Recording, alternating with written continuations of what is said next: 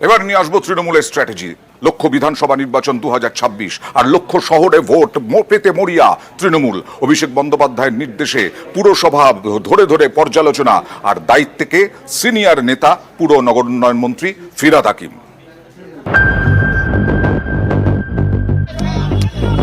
পুরসভায় যারা দায়িত্বে আছেন, পঞ্চায়েতে যারা দায়িত্বে আছেন, তাদের কর্মীদের কথা ভাবতে হবে, নিজের কথা ভাবলে চলবে না। পুরসভার নির্বাচনে আমি পুরসভার কাউন্সিলরের টিকিট পাবো, আমার ওয়ার্ড থেকে আমি জিতবো, আর লোকসভা বিধানসভায় দল প্রত্যাশিত আর আশানুরূপ ফল করবে না, আপনার বিরুদ্ধে দল ব্যবস্থা নেবে, যত বড় নেতার ছত্রছায়ায় আপনি থাকুন। গায়ে গতরে আপনি যে পরিশ্রম আপনার নির্বাচনে করেন, সেই পরিশ্রম প্রত্যেকটা নির্বাচনে করতে হবে। 21শে জুলাইয়ের মঞ্চ থেকে হুঁশিয়ারি দেন অভিষেক বন্দ্যোপাধ্যায়। সেই অনুযায়ী কাজ শুরু। 24-এর লোকসভা ভোটের পুরসভা ভিত্তিক ফল ধরে শুরু হয়েছে পর্যালোচনা। কারণ লোকসভা ভোটের ফলের ভিত্তিতে রাজ্যের 125টি পুরসভার অর্ধেকের বেশি জায়গায় পিছিয়ে তৃণমূল। গ্রামের মাটিতে জোড়া ফুলের জোর, শহরে কেন নয়? এই প্রশ্নের উত্তর খুঁজছেন তৃণমূলের শীর্ষ নেতৃত্ব। তারা জানতে চাইছেন পুরো এলাকায় খারাপ ফলের দায় কার, পুরো প্রধানের নাকি কাউন্সিলরের? পুরো প্রতিনিধিদের বিরুদ্ধে তৃণমূল স্তর থেকে আসা অভিযোগ খতিয়ে দেখছেন শীর্ষ নেতৃত্ব। জল, রাস্তা, নিকাশি এই প্রধান পুরো পরিষেবাগুলি মিলছে কিনা তার রিপোর্ট চেয়েছেন তৃণমূলের শীর্ষ নেতৃত্ব। পাশাপাশি গুরুত্ব দেওয়া হচ্ছে কাউন্সিলরের ভূমিকা নিয়ে। নেতৃত্ব জানতে চাইছেন কাউন্সিলরকে ডাকলেই কি পাওয়া যায়? কাউন্সিলরের ভাবমূর্তি কেমন? উন্নয়নে পুরো প্রধানের ভূমিকা কেমন? অভিষেকের নির্দেশে এই পর্যালোচনার কাজ শুরু হয়েছে। এই যে 1-1.5 মাস কোন রাজনৈতিক কর্মসূচিতে আপনারা আমাকে দেখেননি, তার কারণ পর্যালোচনার কাজে আমি ব্যস্ত ছিলাম। আগামী 3 মাসের মধ্যে এর ফল আপনারা দেখবেন। পুরসভাগুলির সঙ্গে কথা বলার গুরু দায়িত্ব দেওয়া হয়েছে তৃণমূলের সিনিয়র নেতা ফিরহাদ হাকিমকে। তিনি কলকাতা পুরসভার মেয়র এবং পুর নগর উন্নয়ন মন্ত্রী। ইতিমধ্যেই তিনি বৈঠক শুরু করে দিয়েছেন। মঙ্গলবার ফিরহাদ বৈঠক করেন সিউড়ি পুরসভার কাউন্সিলরদের সঙ্গে।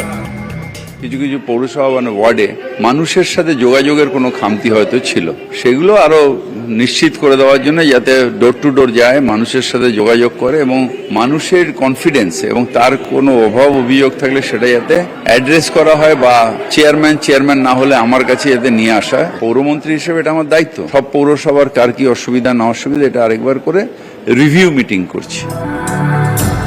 নিউজ 18 বাংলা।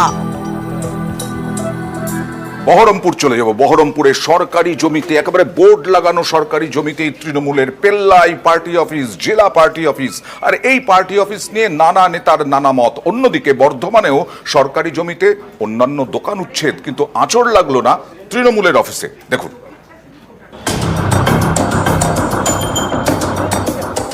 বহরমপুরের টেক্সটাইল মোড়, এখানেই মুর্শিদাবাদ জেলা তৃণমূলের অফিস, সেটাও আবার সরকারি জমির উপরে।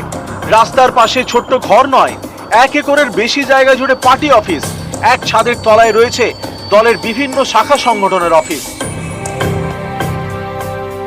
অফিসের সামনেই সরকারি বোর্ড, তাতে বড় বড় করে লেখা এই জমি রাজ্য সরকারের খাস জমি, এখানে কোনো রকম নির্মাণ কাজ বেআইনি। তাহলে এই জমিতে তৃণমূলের এত বড় পার্টি অফিস হলো কিভাবে? এ নিয়ে মুর্শিদাবাদের তৃণমূল নেতাদের নানা রকম কথা। ওই জমিটা সরকারি জমি, আমাদের নিজস্ব জমি তো নয়। আমি যখন ছিলাম দায়িত্বে তখন আমি ডিএমকে একটা প্রেয়ার দিয়েছিলাম থ্রু ডিএলআরও, কারণ সব দলের পার্টি অফিস গুলো সরকারি জায়গাতেই আছে, তাদেরকে টাকা নিয়েই দেওয়া হয়েছে, লিজ দেওয়া হয়েছে বা কিছু দেওয়া হয়েছে। এই জন্য আমিও চেয়েছিলাম যে একটা লিজ নিয়ে নেবো, 20 ডেসিমেল একটা জায়গা চিহ্নিতকরণ করে আমরা পাঠিয়েছি রাজ্যে, ওটাকে অ্যাপ্রুভালের জন্য ডিএম-এর বারকোড। দাদা এখনো পর্যন্ত করা হলো না আর কি, আমরা পাঠিয়েছি আমাদের মতো করে। সব পার্টি অফিসগুলোই কিন্তু সরকারি জমির উপর, এটাই কনভেনশন। যেদিন পার্টি অফিস ছেড়ে দিতে বলবে, ভেঙে দিতে বলবে, অপূর্ব সরকার তারই সেই কাজটা করবে। কিন্তু সব সরকারি পার্টি অফিস ভেঙে দিতে হবে, ছেড়ে দিতে হবে। আমি প্রথম শুরু করব, আপনাদেরকে কিন্তু সেই কাজটা করতে হবে, সরকারের নির্দেশ মানতে হবে। আমি একাধিকবার পুলিশ প্রশাসনকে বলে এলাম, কোনো অ্যাকশন হয়নি, হবে না। পশ্চিম বাংলায় এ নিয়ে কিচ্ছু হবে না। সরকারি জমির উপরে শুধু তৃণমূলের পার্টি অফিস নয়, তৃণমূলের লোকাল লিডাররা সরকারি জমির উপরে কেউ বালি খাদান করছে, কেউ বিল্ডিং তুলছেন, তারপরেও পুলিশ প্রশাসন ঠোঁটে জগন্নাথ, চোখ বন্ধ করে আছে। এ তো পরিষ্কার বোঝা যায় যে কেন আছে, কি বৃত্তান্ত সবাই জানে। দখলদারদের সরাতে বর্ধমান শহরে উচ্ছেদ অভিযান পুরসভার। একের পর এক দোকান ভাঙা হলেও অক্ষত তৃণমূলের শ্রমিক সংগঠন INTTUCর অফিস। বৃহস্পতিবার দুপুরে বর্ধমান মেডিকেলের কাছে উচ্ছেদ অভিযান চালায় তৃণমূল পরিচালিত বর্ধমান পুরসভা। রাস্তার পাশে গজিয়ে ওঠা দোকান ভেঙে ফেলা হয়, কিন্তু তৃণমূলের শ্রমিক সংগঠনের দুটি অফিসে কোনো আঁচড় পড়েনি। এই নিয়ে সুর ছড়িয়েছে বিজেপি।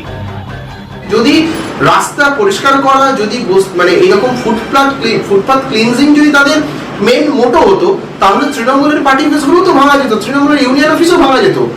আসলে তাদের লক্ষ্য ফুটপাথ বা রাস্তা সংরক্ষণ সংস্কার নয়, তাদের লক্ষ্য হচ্ছে সাধারণ মানুষের উপর একটি প্রতিশোধ স্পৃহা নেওয়ার। সবটাই বিবেচনার মধ্যে আছে এবং সংসারের যে পাস আমরা 1,87,00,000 টাকা পেয়েছি এই সংসার রেজলিউশনের জন্য। স্বাভাবিকভাবেই এটা সংস্কার যখন হবে এর পারে কিছুই থাকবে না। নিউজ 18 বাংলা।